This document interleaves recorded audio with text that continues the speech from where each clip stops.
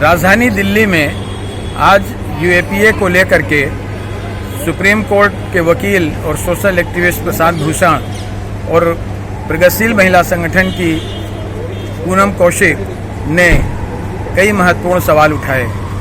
देश में राजनीतिक कैदियों की संख्या बीते 5-7 वर्षों में तेजी से बढ़ी है। राजनीतिक दलों के कई नेताओं के साथ ही सोशल एक्टिविस्ट जो किसानों के और मजदूरों के, आदिवासियों के, महिलाओं के बीच में काम करते हैं, उनके ऊपर यूएपीए की धाराएं लगा करके उन्हें वर्षों से जेलों में रखा गया है। प्रशांत भूषण और कौशिक इन मुद्दे पर क्या कह रही हैं, इनको सुने। Prashant Bhushan and we are going to listen to him. देखिए, ये इसलिए मिसयूज हो रहा है यूएपीए क्योंकि इसमें दो ऐसे प्रोविजंस हैं, और भी हैं, लेकिन दो ऐसे प्रोविजंस हैं जिसको आसानी से मिसयूज किया जा सकता है। अनलॉफुल एक्टिविटी के डेफिनेशन में उन्होंने लिख दिया कि अगर आप हिंदुस्तान के खिलाफ डिसअफेक्शन प्रमोट कर रहे हैं, कुछ भी कह के, अब पुलिस वाले तो कहते हैं कि अगर आप प्राइम मिनिस्टर के खिलाफ, सरकार के खिलाफ डिसअफेक्शन प्रमोट कर रहे हैं तो यही तो हिंदुस्तान को रिप्रेजेंट करते हैं। और दूसरी जो प्रोविजन है वो बेल की।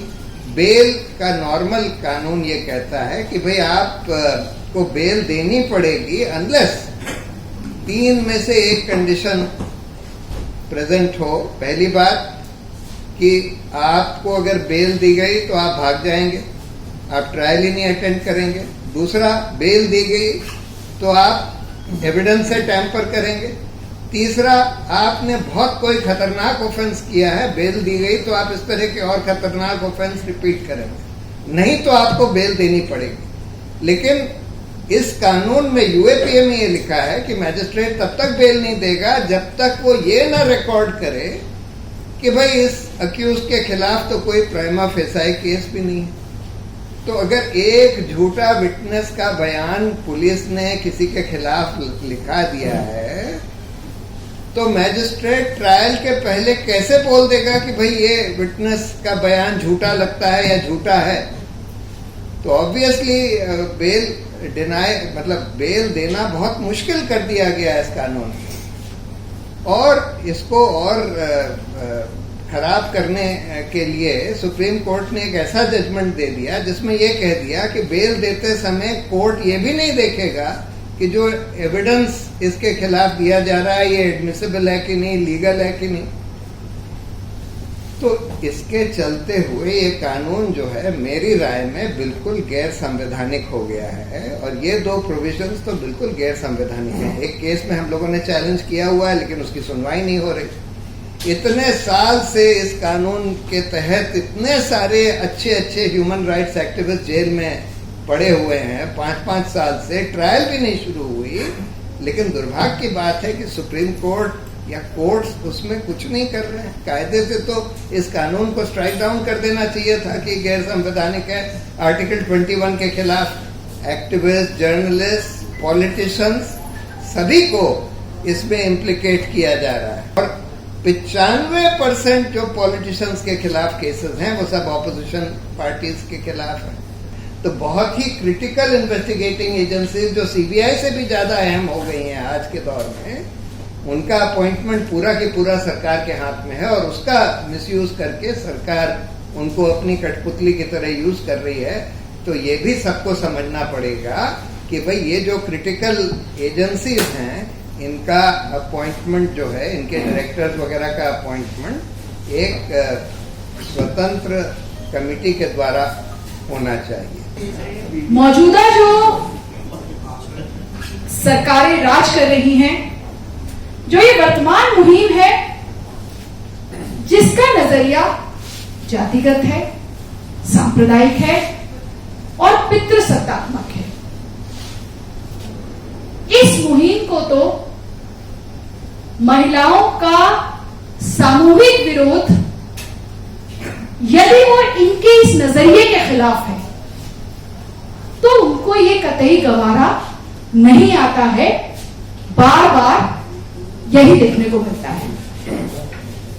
हमने हाल ही में देखा सीएए के दौरान जिस तरीके से जो कार्यकर्ता छात्र, जिसमें खासकर दिल्ली में बहुत बड़ी संख्या में जो महिला कार्यकर्ता थी, उनको किस तरह से दिल्ली हिंसा के मामले में उनको इंप्लीकेट किया गया और लगातार उनको जेल में रखा गया। अभी प्रशांत जी बताकर गए, bail is rule, jail is exception.